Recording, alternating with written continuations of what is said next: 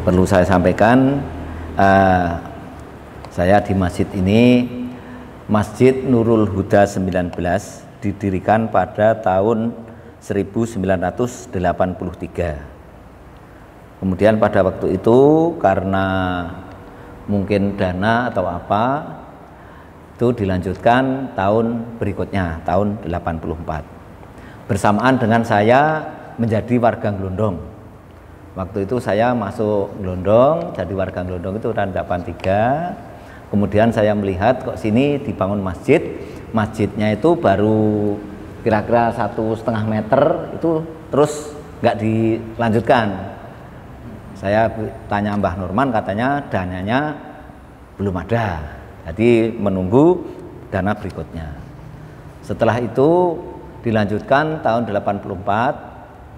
Waktu itu Bapak Haji Joni Bukuning Putra almarhum, yang kemarin belum lama ini dia pulang ke rahmatullah, yaitu meninggal. Mudah-mudahan amalnya diterima oleh Allah Subhanahu wa taala. Dan kita tidak boleh lupa, yaitu apa yang kebaikannya orang lain, seperti Bapak Haji Joni Bukuning Putra.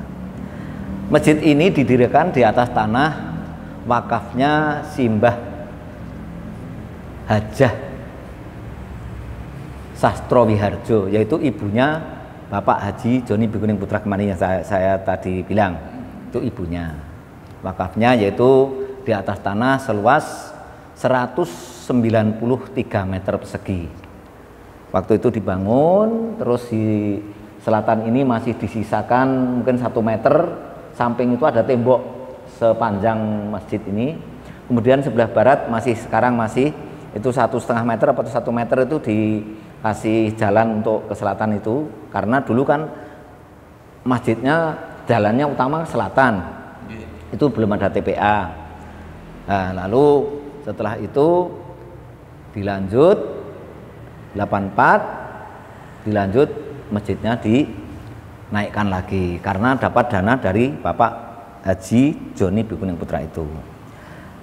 Terus warga masyarakat juga tidak tinggal diam, juga partisipasi, dan dia ada tenaganya, ada apa-apanya dari warga masyarakat. Semua orang bergotong royong untuk membangun tempat ibadah ini. Nah, selanjutnya pada waktu itu mungkin ekonomi atau apa, pokoknya siapa yang punya apa saja, siapa yang punya uang, ada apa, ada tenaga, ada apa, itu bersama-sama untuk membangun masjid ini. Jadi warga dan dapat dari bantuan Bapak Haji Joni tadi. Dan selanjutnya karena ini tempatnya cuman sepan, itu ini yang sebelah selatan temboknya itu dibongkar. Mohon maaf, tadi apa Pak? Tempatnya sepan itu jadi kecil gitu loh. Kan nggak bisa melebar. Nah, sepan itu kecil, nggak bisa melebar. Lalu itu untuk tembok yang tadi ada ke barat itu diratakan sama situ biar bisa untuk jalan. Terus samping situ dulu kan ada sumur, sekarang masih sumurnya itu cuma ditutup itu di situ. Terus ada tempat wudhu situ. Terus setelah itu tahun 84-85 itu sini masih sepi. Ini belum ada jalan seperti ini. Jalannya masih masih tanah sampai Kota Gede sana. Perumahan belum ada semua. Masih pada ngontrak. Ya, listrik belum ada, ya toh? Listrik itu tahun 85 mulai masuk. Tapi jalan yang itu aja belum diaspal yang ke sana. Terus Kampung Glondong itu bersamaan tahun 85 apa 84 itu usahanya orang tua kita, sesepuh kita ya, seperti Mbah Nurman, Bapak Haji Sujito almarhum, Bapak Hartotomo, yang sesepuh-sepuh mendahulu itu memikirkan anak cucu, yaitu bikin pancamarga. Waktu ada pancamarga, terus ada jalan yaitu yang sebelah utara kuburan, jalan ke barat. Dulu kan nggak ada. Pancawarga. Pancamarga. Apa itu Pak? Pancamarganya itu jalan Pancamarga, jadi untuk akses warga itu. Itu kan dulu kan ada jalan. Jalan sana, terus di utaranya Pak Uji, Andri Bakso ke selatan itu juga nggak ada dulu. Terus dikasih jalan ke barat.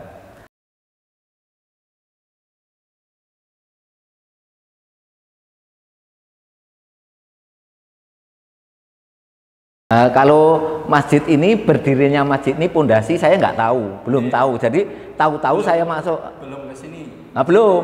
Jadi masuk masjid ini sudah batunya sudah kira-kira ya ini 1 meter itu saya baru berdiri bangunan berarti Pak. berdiri bangunan tapi cuma segini, jadi belum naik. Nah naiknya tuh saya sudah di sini. Tahun 83 itu sudah dipondasi ya. Terus berhenti, saya sudah di sini. Lah 84 itu dilanjutkan, saya sudah ikut. 84 itu sudah ikut ini bangun ini. 84 itu barengannya jenengan siapa aja Pak? Tokoh-tokoh para pendahulu kampung kita. Wah saya itu ya, dulu itu pengajian malam Kamis itu yang bandegani masalah ada yang ngurusi infak, yang ngurusi itu cuma Mbah Norman sama Pak Sarjono. Selain itu belum ada. Ya itu saya bilang 13 orang itu kan motornya nih organisasi keagamaan di Glondong. Berarti bisa dikatakan awal mula titik kebangkitan masjid kita itu dari pengajian malam Kamis. Malam Kamis, iya malam Kamis. Jadi kalau sampai sekarang yang megah seperti ini, sebetulnya kalau masjidnya itu kalah megah daripada masjid-masjid yang lain. Tapi jamaahnya di Kampung Glondong ini sekarang ini itu disorot dari beberapa warga lain, itu Glondong itu paling bagus, paling banyak jamaahnya. Maka orang-orang yang kesini mau bersolat kesini itu sampai heran. Nah itu dari 84 saya masuk di pengajian malam Kamis, ada 13 jamaah, kemudian saya masuk ada 4 jamaah, ya toh? Ya. Terus itu berjalan sampai saya pergi, itu kan tahun 91 saya pergi. Nah, 91 saya pergi ke Arab tuh. Itu masih fasib, ya itu jamaahnya ya itu aja. Nah, sampai 93 saya pulang. Terus saya tanya sama Pak Diarto sama Hanwar, "Ndi Mbah jamaah?" "Ya iki muan." Lah gitu, ya tidak berkembang ya. Ya jamaah ya iki. Oh ya. Nah, terus saya sama Mas Haris itu saya, Mbak Ayub, Mas Haris, saya udah boleh kanu jamaah ini. Terus saya misi saya itu pokoknya setiap tahun itu paling tidak 2 atau 3 jamaah itu harus masuk ke jamaah ini, jamaah kemisan itu masuk jamaah kemisan. Nah, terus nanti digiring ke masjidnya. Nah, setelah itu setiap tahun tambah 3, tambah 4, 3, 4. Alasannya apa? Yang di aku ku ra iso nek padane tahlil maca ayat kursi, maca alif lam mim. Nah, itu terus saya ning sampean mboten buta huruf to, Mbah? Lek ora buta huruf nek maca ABCD ki iso, aku padane maca huruf-huruf ngono ki iso. Nah, terus ayat kursi tak buatke ini, tok gawe Allahu la ilaha illa huwal hayyul qayyum. Pokoke nek medawa tendake aku ora ngerti ning wacane ngene iki, wong le maca engko bareng, tak fotokopi. Itu ada terus masuk Mbah Murdi, Pak Mislam, terus si Mbah Hadin Rimo, terus Mbah Warto, terus ada Mbah Paijo, nah, terus Pak Di Sarojo. Nah, kuwi masuk. Terus akhirnya terus ada Pak Di almarhum Pak Pak Iskandar, terus Pak Es Kidul, itu terus udah masuk, sing sepuh-sepuh itu masuk, terus generasi penerusnya sampai sekarang. Nah, seperti terus masuknya terus Pak Uji, Pak Triyono, ada Pak No, ada Jumidi, ada itu generasi terus saya dari anak Arab itu. Saya sama Mas Haris itu cuman pokoknya visinya nganu Pak Sulan. Pokoknya sesuk kudu sing mlebu. Setiap mau poso itu saya ngasih sampai Pak Gono almarhum. Pak Gono itu wis setiap neng kandang mesti ngomong ke ngarit neng endi ngarit kok sukete api-api engko tak simpangke kuwi. Ayo ke do ning masjid, ayo ke do anu. Akhirnya mau masuk masjid, saya malah kalah. Anggere wis adzan kono wis ning masjid, aku adzan ngenteni le komat masihan. Waktu ini loh sekarang. Terus itu akhirnya malah delalah sampai meninggal DN si ahli masjid. Semoga husnul khotimah yang seperti itu. Ya, seperti kaya Pak Nur Cahyanto, mantune Pak Sias, bapaknya Apin. Nah, itu aja masuk. Ada. Terus berarti dulu strateginya itu dari kan ya Pak, dirangkul dari kesehariannya sehari-hari. Nah, iya. Kandang. Nah, iya, saya tuh gini. Jadi kalau ngomong itu pokoknya itu biasa ya dia gimana, nanti alurnya gitu, terus nanti simpang ke. Lama-lamanya mau, lama-lama ya mau. Pak Surani sampai sekarang alhamdulillah.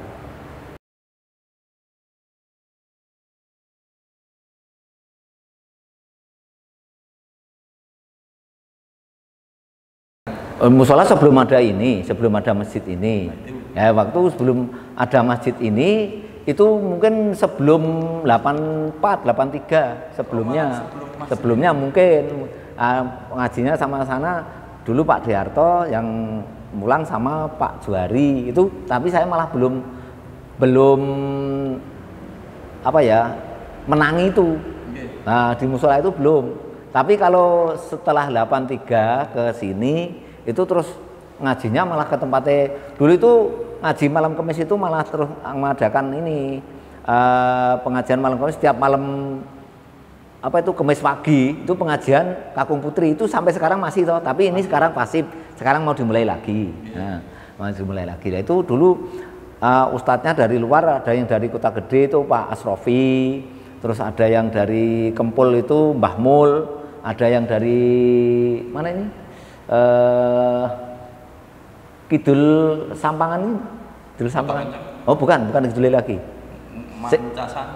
Sing dalan ngulon nek saka iki lho, saka Dolahan terus ana dalan ngulon ini. Jenenge iki Pak sapa ya? Lali aku. Assalamualaikum. Nggih, dari itu setiap malam Kamis pagi bergantian. Dari Kota Gede ya, terus ada Pak Haji Joko yang ini apa lurah nih Ngosaren itu masih sekarang itu. Terus sampai sekarang masih berlanjut, yaitu setiap malam Kamis pagi itu diadakan pengajian Kakung Putri. Nah, sampai sekarang.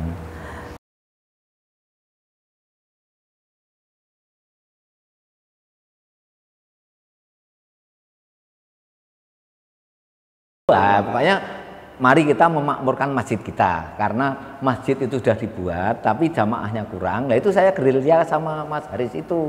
Lama-lama kan terus ada yang kesini terus ada ini perumahan, ada ini. Nah, terus akhirnya ya banyak yang ngikut, nah, terus jamaahnya tambah sampai sekarang bisa seperti ini. Soalnya masjid ini dulu baru apa ya? Ini yang depan ini kan rusak waktu ini sampai didak itu. Saking jamaah kita itu peduli sama tempat pengibadahan, teman-teman kita sebetulnya apa ya, yang namanya orang beribadah itu kalau misalnya yang ada di depan itu apa adanya, ajak-ajak, ayo awake dhewe ngajak ya cuma ngajak tok, nek ngajak ya kudu melu. Nah, jadi padane mosok ngajak neng masjid, kono neng masjid kene malah ram neng masjid. Nah, itu kan. Nah, itu ya. Terus ini akhirnya diganti dak ini, yuk ora usah diganti kaya wingi, saya diganti didak wis sisan. Nah, anak-anak muda semua sebetulnya kalau misalnya seperti dulu kan kita ini anak-anak muda apa itu ya, yang dulu itu kan kalau ke masjid kayaknya kurang peduli gitu dah. Nah, soalnya masih ada yang dari luar, kemasukannya dari luar, jadi pergaulannya itu masih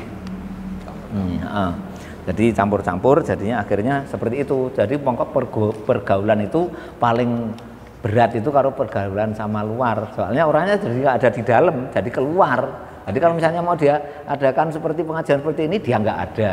Nah, itu. Nah, jadi kalau dulu itu terus ini akhirnya didak karena apa? Karena tidak bisa melebar, tanahnya cuma segitu. Kalau melebar nanti naik aja, akhirnya didak ini.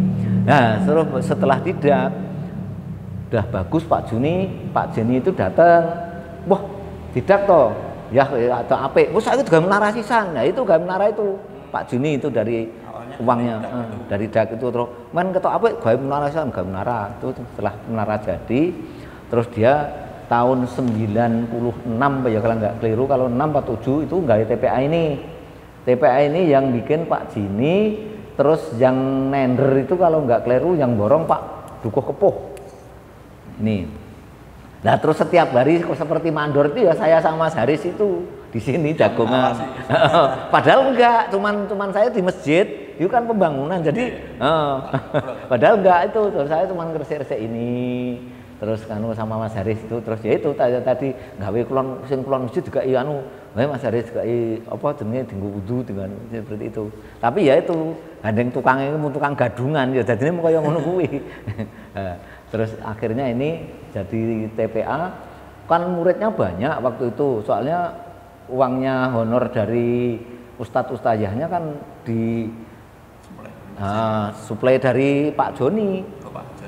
Jadi ustadz ustazahnya itu terus jamaahnya apa itu muridnya banyak. Nah, sampai sini, waduh, Serambi sudah dipakai ruangan penuh. Terus di atas itu sering dipakai ini dulu mahasiswa itu di sini itu apa demo atau ngontrak dipakai setiap apa ada dipakai demo mahasiswa itu. Nah, terus akhirnya ya ada yang apa ikut ngajar TPA itu. Nah, terus ini yang sebelah sini kan saya bilang kemarin ada tegel yang anu itu kan batasnya itu yang sebelah Haji Dudubar itu kan ada tegel yang itu kan dulu tembok ke atas, terus sini itu kan tempat wudhu. Sepertinya dulu ini ada Pak perpustakaan. Perpustakaan itu setelah wudhunya itu dihabisin, wudhunya bikin sana, wudhunya kan bikin di bawah tower itu Nah, terus ini perpus terus apa kamar mandi dibalik ke barat.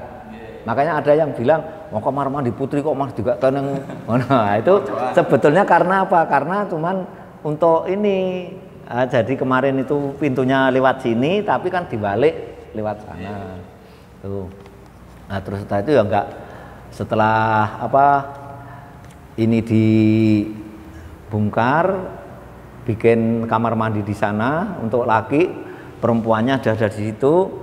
Terus akhirnya yaitu habis gempa itu ada Pak Gito yang punya tanah yang sebelah sana itu kan yang pinggir jalan itu. Yang itu yang sebelah timur. Jadi separuh ini. Dari mana? Dari kamar mandi ini. Kamar mandi timur. Kamar mandi sebelah timur ini pokoknya cagak itu sampai ke sana itu luasnya 343 meter. Iya, ya sampai pokoknya sampai pojok sana. Itu 343 meter. Pak Gito apa itu Pak dikasih lahan mbok anu iki tanahnya tak dol mbok menawa dituku masjid po wong sing anu tawakno nggih aku. Nah terus saya ini sama wah ditawani semeter berapa Pak, mintanya 200, pokoknya 200 pokoknya dibeli, kalau dibeli masjid 200 saja, 200.000 per meter. Saya bilang sama Mbah Cito, sama Mbah Nurman, sama itu yang pengajian malam Kamis itu kan. Nah, saya bilang, "Wes ngono wae." Mbah Cito, "Dikumpul kowe ning nganu joglo." Mungkin ning joglo terus nganu joglo Mbah Cito. Joglo Mbah Cito dikumpul ke sana, warga masyarakat kabeh. Nah, terus saya yang ngomong, siapa yang mau beli tanah untuk wakaf kita, pelebaran masjid kita per meter 200.000. Mau beli 10 meter, 5 meter, 2 meter, semeter, setengah meter, 50.000 atau berapa seikhlasnya boleh. Terus akhirnya itu, ya Mas Haris itu sing tak kon gawe anune nulis. Kowe anune dari si Mbah iki semeter, besok tinggal. Tahun berapa Pak itu mulai menawarkan? Habis gempa itu tahun 2006, kira-kira 2007-an. Kira-kira kurang lebih. Nah terus itu waktu itu dapat 27 juta. Padahal kalau 343 meter kali 2 berapa itu? 60 6 juta. Apa? 300 meter persegi kali 200.000 toh per meter. Iya. Ya itu. Kira-kira pokoknya turah waktu itu. Turah apa? Turah terus itu akhirnya si Pak Jianto itu kan wah, do tuku lemah nggo wakaf yo. Anak sing kula niki ndek sapa to? Sing kula niki ndek Bu Tutik, iku ndek Bu Tutik ku yo nek pane anu dituku yo oleh. Nah terus anu coba dengan saya ngubungi sana. Tahu-tahu dibeli sama Pak Hodo itu mertuane toh. Itu diwakafnya dari keluarga, sekeluarga jadi anaknya semua wakaf ini sebelah ini. Yang dari ini. Dari tempat wudhu sama sana. sampai anu ya sampai sekarang tinggu anu itu kantormu itu. Sekretariat. Sekretariat itu, ya itu wakafnya Pak Odo sekeluarga. Mertuanya Janto itu. Itu luasnya 270 berapa. Terus itu sudah semua milik kita, terus berhenti toh. Setelah itu padahal setiap tahun kalau hari raya kurban mesti pinjem tanah sebelah ini yang itu. Yang utara ini. Yang utara tadi waktu itu dipinjem untuk menyembelih sapi atau dulu masih kebun itu ya masih kebun bumbul. Ya. Nah, terus setelah itu saya menghubungi Bu Tuti, alhamdulillah terus saya suruh rembukan sendiri si Pak Jianto Pak Odo itu. Tahu-tahu jadi diwakafkan jadi sini, jadi masjid. Setelah diwakafkan, tapi wakaf itu prosesnya lama, prosesnya surat menyuratnya itu. Nah, jadi setelah itu warga masyarakat, wah, iki gandeng wis koyong ini, saiki dingalorke bareng karo ini, gawe nih. Dulu kan biasa. Oh ini. Dulu yang ini sudah direhab, waktu dulu direhab. Tadinya kan ke depan sini, terus dimundur. Dimundur sana. Terus setelah dimundur sana, ini barengan itu di sisan diwang wae men simetris karo ngarep. Nih, terus yang sana digambar, dibikin seperti itu. Terus yang paling ujung itu kan tambahan itu didak ngalorke sak dak. Ini tapi di sini kan enggak dak ini. Sing ke barat enggak dak. Yang dak cuma sana. Tapi sakplong kan belum. Sing sakplong itu didak. Ditambahan. Tahun berapa? Wah, enggak ingat deh. Tahunnya itu pokoknya sudah habis gempa lama yo. Ya, kira-kira 2007, 2008 sampai 910 mungkin. Nah, itu terus akhirnya setelah itu berlanjut bikin beteng kuburan itu. Muter. Kuburan itu muter terus sama gawe gudang bekakas yang itu yang sebelah utara. Yang sebelah utara. Itu setelah itu jadi ya pokoknya sudah punya kita sendiri. Akhirnya apa itu yang sebelah barat kuburan itu ya juga diwakafke, sing lurus sama kuburan diwakafke dari keluarga anak cucu Mbah Joyo sini. Nah terus Pak Harto Bikuning ini yang sebelah ini kan ada berapa itu, wah Andre kasiran iki men supaya lurus digawe lurus warnane piro, aku dibayar separuh, sing separuh tak wakafke. Yang belakang masjid nih. Nah itu yang separuh nanti tak wakafke. Sungguh jadi alhamdulillah itu berjalannya waktu semua itu bisa melebar seperti ini karena yaitu dari orang tua mendukung, dari jamaah mendukung, dan kita semua alhamdulillah bisa yang menjalankan itu amanah. Jadi enggak pokoknya ya.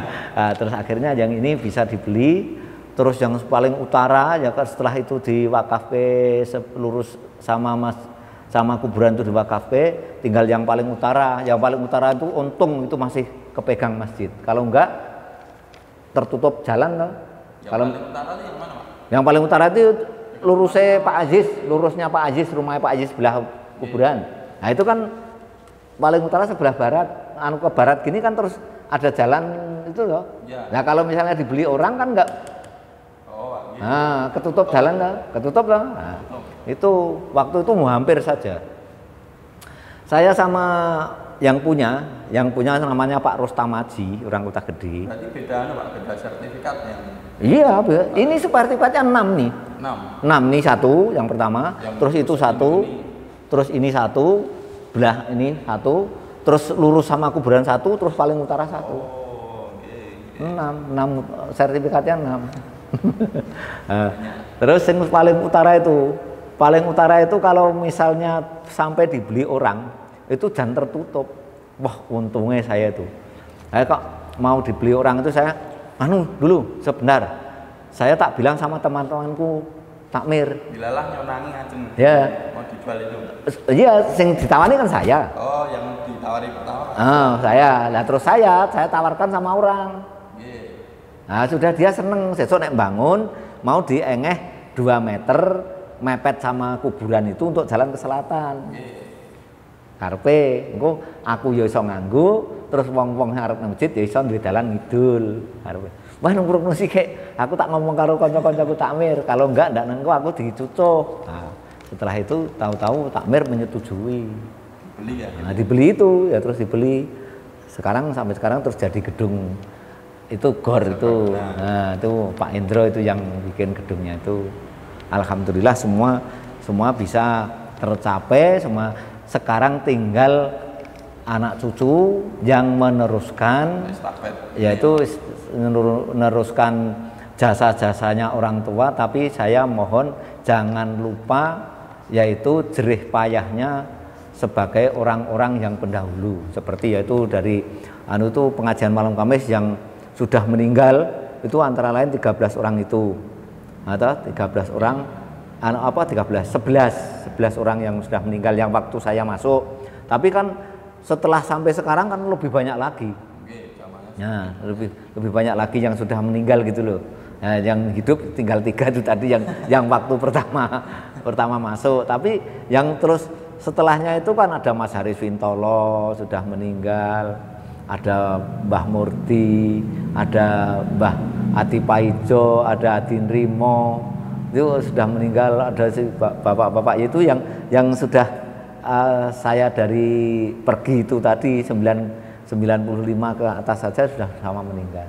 Apalagi yang sudah tua-tua pendahulu itu, yaitu yang paling utama saya ini masjid ini berdiri itu yang paling istilahnya itu mengajukan makmurnya masjid itu antara lain yaitu Mbah Jito, Haji Jito sama Mbah Nurman sama Bapak Arto Utomo dan berikutnya bapak-bapak yang lain. Saya kira yang paling ke depan, yang paling depan itu waktu itu.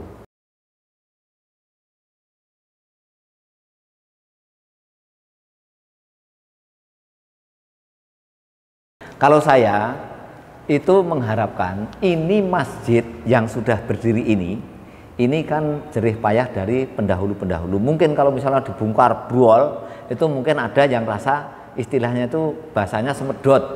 Wah, lu gawe mbiyen ngene mung dimbruke.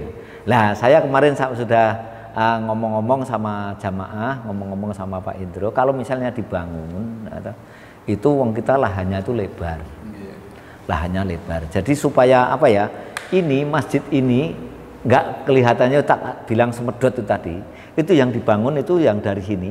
Ini apa sebelah utara ini sampai utara sana dibangun dan mepet sana, mepet ke barat. Kalau ini mepet ini jumbrol kan enggak bisa mepet ke barat. Soalnya ini kan masih ada. Tapi kalau yang sebelah sini langsung bablas ke barat itu bisa mentok sampai tempatnya sekretariat itu dimbrolke itu malah bisa mepet. Jadi masjid ini kan bisa maju malah. Nah, terus ini harapan saya kalau misalnya saya itu malah sing namanya dak itu malah dimbrolke. Sing dimbrolke daknya. Nah, daknya dimbrolke. Terus nanti ini masjid itu dibikin limasan. Bukan limasan ini yang ini. Ini kan sekarang kan pakai gunung-gunung. Pakai apa itu? Apa namanya kubah? Pakai kubah, nggak usah pakai kubah. Nah, terus dibikin seperti itu, nanti terus ini dipakai untuk ibu-ibu. Yang ini dipakai untuk ibu-ibu kan sudah nyaman pakai AC, pakai apa. Nah, terus dari TPA sana sampai lurus sana itu tempat parkir di depan semua, ada parkir di depan semua. Jadi kelihatannya megah, depannya ada tempat parkirnya, lebar parkirnya dari sana sampai sana. Tapi masjidnya maju. Masjidnya maju sana. Nah, ini nanti masjidnya sini, terus ini digandeng ke sana Serambi. Ini Serambi, ini sampai sana Serambi, yang depan sana masjid, yang depan. Ya enggak sampai tembok. Nanti untuk jalan ke utara, kalau misalnya mau ke Gor masih disisa untuk jalan ke sana. Tapi kalau parkirnya kan sudah memadai sampai sana sampai ini. Nah, terus nanti dikasih ini CCTV-nya, lebih banyak lagi. Masalahnya apa? Masalahnya rawan mungkin. Nah itu kalau misalnya ke sana, loh, kita itu lahannya banyak, lebar kok. Ini sudah nggak usah jadi apa ya? Jadi istilah iki kaya dene ngomong sing wong akeh jamaah sing pendahulu. Iki sing masjid iki dienggo jamaah putri di samping toh. Nah, terus sana dibangun lagi sedikit, terus yang perpus itu kantor sekretariat itu di sebelah sana. Nah, geser sini, belakang sini. Nah, ya itu saya kira gitu. Geser ke selatan. Kalau yang namanya gudang biar sana, soalnya lewatnya dari Gor. Berarti Gornya tetap ya Pak? Tetap. Yang gudangnya itu kan sebelah utara. Ya, yang gudang lama. Gudang lamanya sebelah utara. Jadi lewatnya sana, tempat wudhu di itu sebelah yang kosong itu. Tempat wudhunya geser itu dibongkar, geser ke utara. Itu sudah bagus ya. Tapi kemarin sama Pak Indro di beli gambar gitu. Kalau saya setuju gitu. Jadi parkiran malah selalu buar gini. Dilihat dari itu enggak. Bagus. Kalau itu saya gitu. Keinginan saya kalau misalnya bapak-bapak dan jamaah itu setuju, itu kalau pandangan saya seperti itu. Jadi kalau misalnya nanti anak-anak muda terus yaitu istilahnya generasi penerusnya itu misalnya nanti membangun, itu kalau harapan saya begitu. Jadi ini nggak usah biar yaitu tadi nggak istilah orang yang pendahulu terus medot gitu loh. Nah, jadi diamanke istilahnya, tapi yang nggak diamankan kan ini daknya itu. Soalnya daknya kan orang sudah orang sini bisa tahun-tahun yang induknya ini yang nggak di.